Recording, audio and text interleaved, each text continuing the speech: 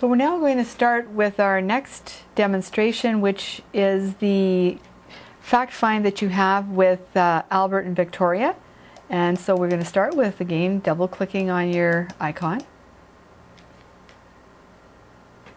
and starting with new for our new case. So as we had said before, we start with putting in the supporter's name and then go ahead and do a save as, so that you are going to keep all your work safe.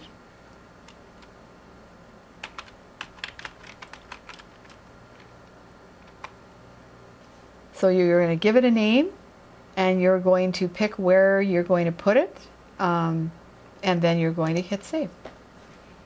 So in our case with Albert, he is 53 and we're just going to have him live on street in city, and he lives in Ontario. His postal code is Q1Q 2W2, and again we're going to make sure that we click on that same province of Ontario so that we get our tax looked after. And seeing as he's not in school, we're not going to enter anything in for supporter education, and his personal deductions are already calculated in the program, so we're just going to go back and hit save. And then we're going to click on recipient and put in Victoria, who is age 50, and they're still living in the same house, so she lives on street in city in Ontario. And again, it is Q1Q 2W2, so we have, whoops, and click our Ontario for our tax needs. She's also not going to school, so we don't need to put anything in there, and her personal deductions are nothing special, so we're just going to click on save. And then go back to our agreement tab. So we're going to start with the common. They would like to see well into their retirement, so we're going to go for 25 years.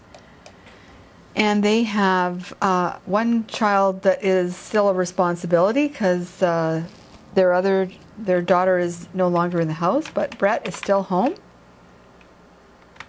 And he is age 17, so we enter Brett's name and then his age. He's going to be going to school next year at 18, plans to be there till age 22. And so they're going to have tuition credits that can be used, and Albert's the higher income earner and he's going to benefit from that. So with the drop down we choose supporter. And he's going to live as being able to benefit from the eligible dependent. He's going to live with Victoria, so we choose claimant as dependent, and we choose how long he's going to be able to be used as a dependent in this field. And if there were an equalization, we would enter it here, but we don't know that yet. So we're just going to hit save. Then we're going to click on the agreement tab, and we're going to look at how long the support may go. Now in this particular case, it was a 30-year marriage. So for now, we're going to leave it at 99 for indefinite to see what's going to happen, because you're only going to deal with the facts that you have. So at this point, the support that is planned for is $24,000, and due to his increase in salary at 2.5, we're putting the support being increased at 2.5. He's retiring in 4 years though, so there's going to be an adjustment, and so there's a reduction of $6,000, and so we enter in why that Albert retires. And if you notice over here that there's a drop in year 4 because of that, and now it keeps going because of the indexing. If we look at what else is going to happen in year 7, he's not going to have to pay child support anymore. So then it's going to change again, and actually it's going to go up. So then we increase by 10,000, and this is because the child support ends. Okay, so if we keep going down, then we would have the child support, and that would end the year that the child is finished school. And he's paying $15,000 for his child support, and again this would be increased by his amount that he's getting on his salary. So we can see the spousal support and the changes. We can see the child support. And if there was 2 children, you would make an adjustment here, but seeing as there's only 1 left in the house, it just ends when you've already given that information, so you don't have to do any adjustments here. So then you could hit save. And then we go back to Albert, and we're going to put in all of Albert's information. So if we click on the income screen, we would have all of our income there available for us. So he's going to work for 4 more years, so our end year is 4. We're going to click and use employment because it's employment income. He's earning $275,000, and he's got an indexing at 2.5.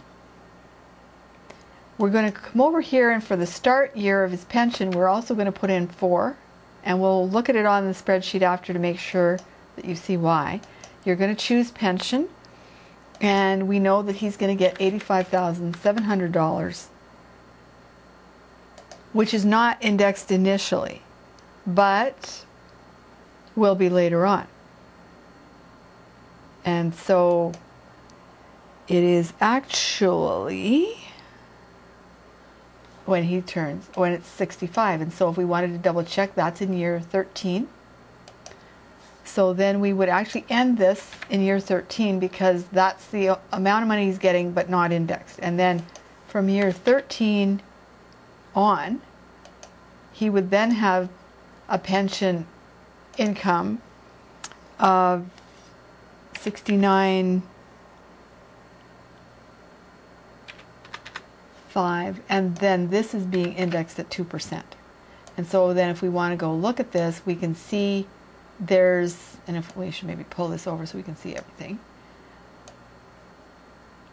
We see his employment ending in 2017. We see his defined benefit and then changing with the indexing. And if we go back to the CPP, he's going to take it at age 60.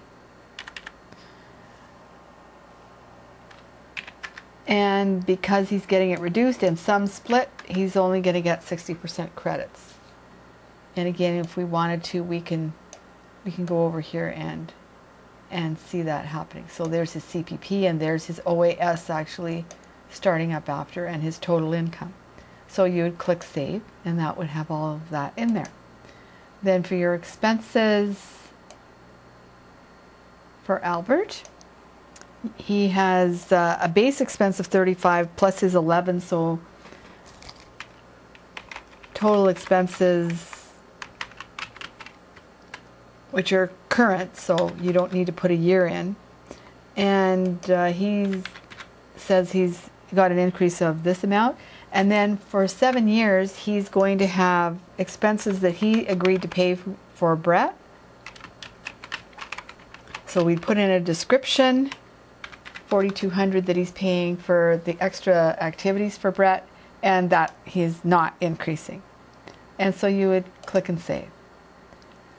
If we go to his savings tab next, $200,000 is half of the savings that they have jointly, earning 1.48 as a blended rate of return.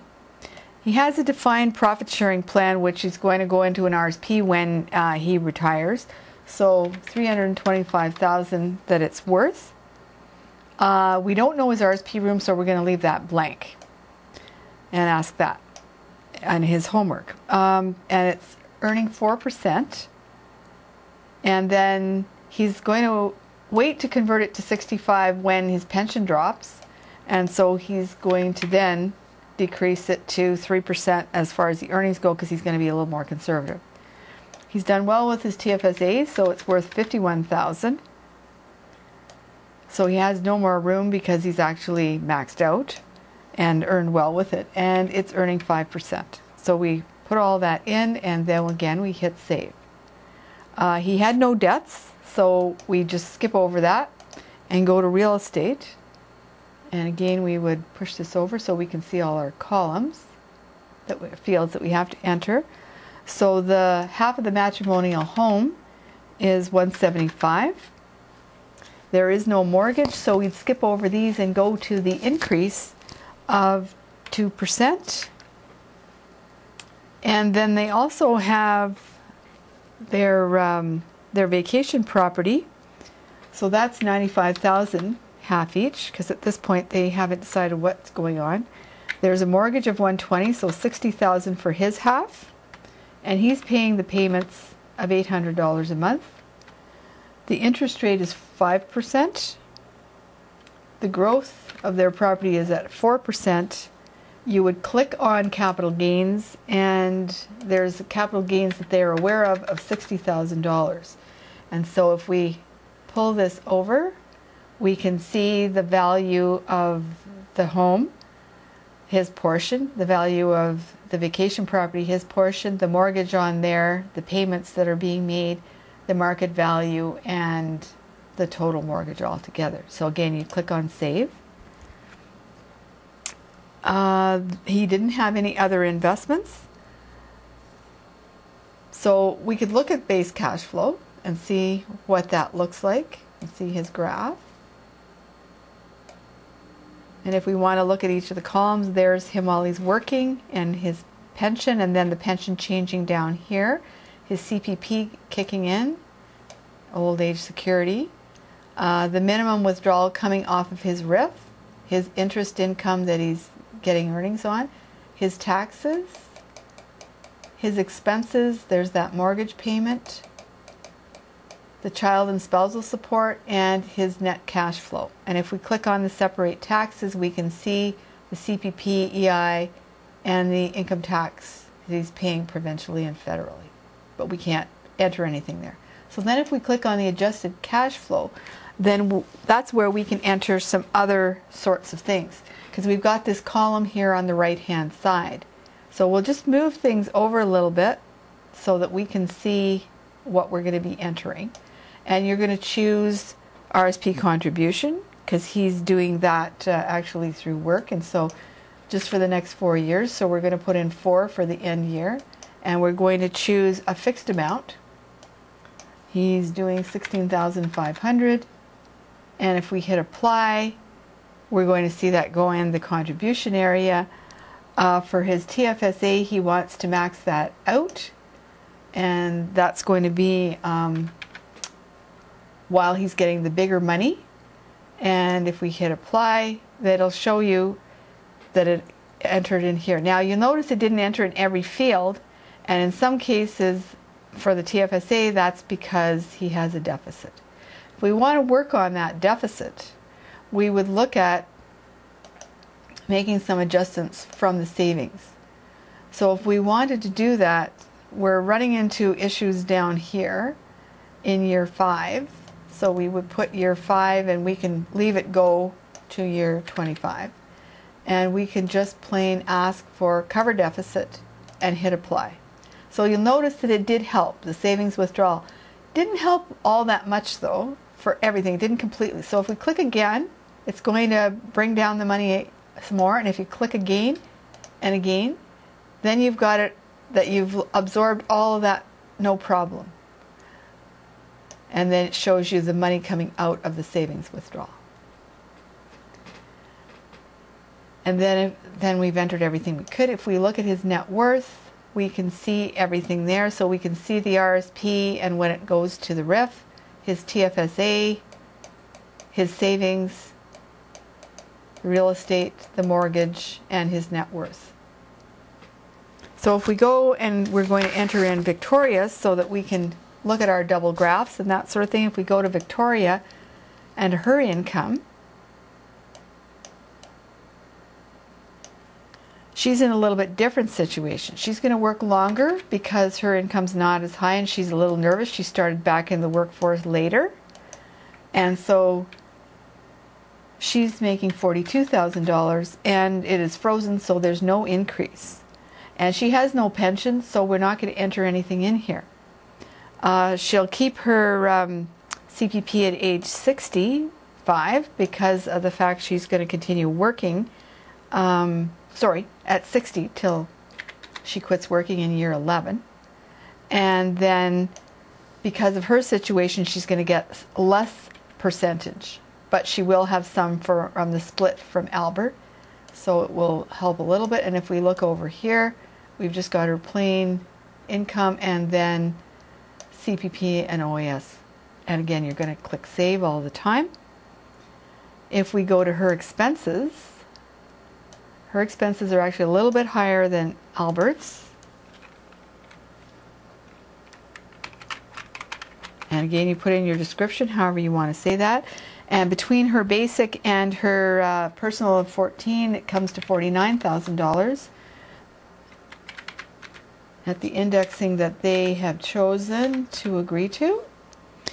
And she also has these medical costs due to her arthritis, and that she's concerned and wants to put that in there because she's not sure if he's going to allow her to stay on his benefits. So that's,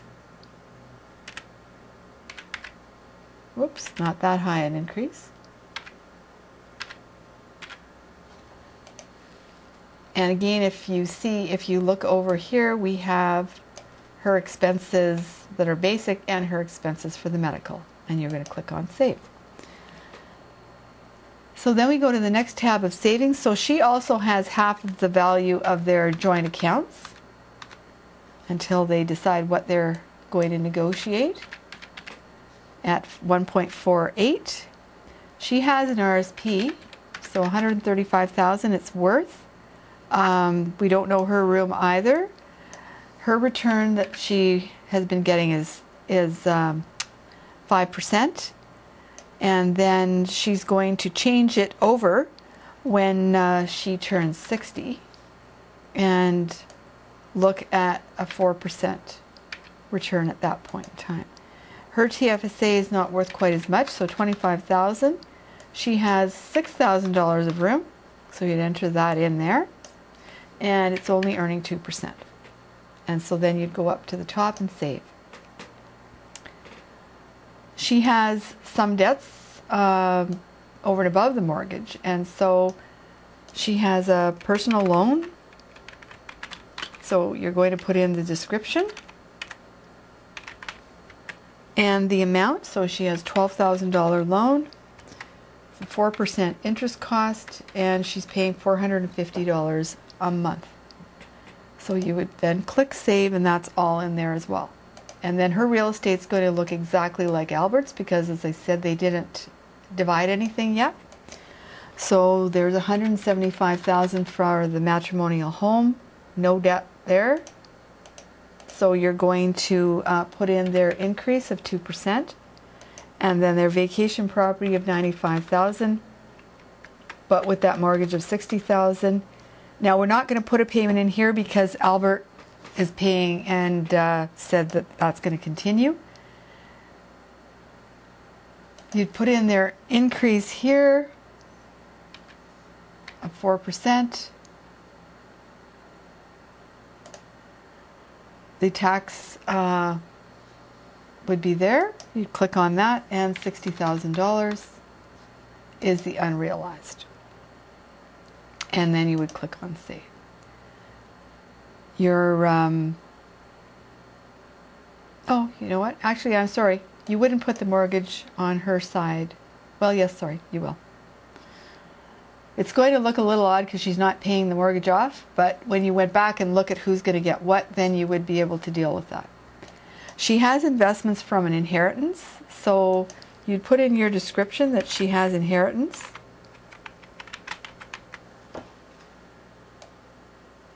And the fact that it's worth $200,000. It's been increasing at 3%, and she's been paying the tax on that growth every year, so you'd click there. And then if we looked over here, you'd see that would be her capital gains that she's paying tax on that. And save. And then we go to her base cash flow just to look at what's happening. And for example, if we want to show both, if we click on that, now we can see there's Albert's and there's Victoria's, because we have both people's information in. And if we look at what's going on with her, there's her salary, and then her CPP kicking in, the minimum withdrawal, which we could change, the interest income that she's paying on, her spousal support she's receiving, child support, the taxes she's having to pay, her expenses, the loan payment for that loan, and her cash flow, which doesn't go negative until later on. And again, if we wanted to click on separate the tax and just slide this back. Oops, it's the wrong way sliding. Then we see her CPP, employment insurance, federal and provincial tax. And so then if we go to the adjusted cash flow, where we can make some changes, with her getting the support, this may change things, and so she may be looking at her RSP contributions, trying to maximize. So if we do that, and we'll just slide over so we can see, hit apply, and we see her contributions going in. And we want to change her negatives here. We could look at going to that savings adjustment and doing it to cover off the deficit. And then again, if we hit apply, it's going to look at doing that, and you just keep hitting till you make it all zeros. And then down here, obviously she would have maybe had something happen where she's used up all her savings. So then we could go and go to the RIF and then say, well, in that case, we're looking at, and let's just go find out what year that is, 17.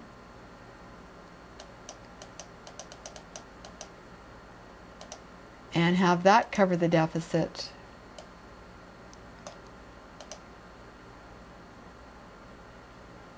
And it would take out the money until it was all gone. So there would be her situation. And then if we hit net worth, and again click on the 2, it shows you where things go and that sort of thing. And if we wanted to print that for the net worth, we see all of her information here, and obviously like the savings disappear down there. That's why there's nothing left after she's been covering off things.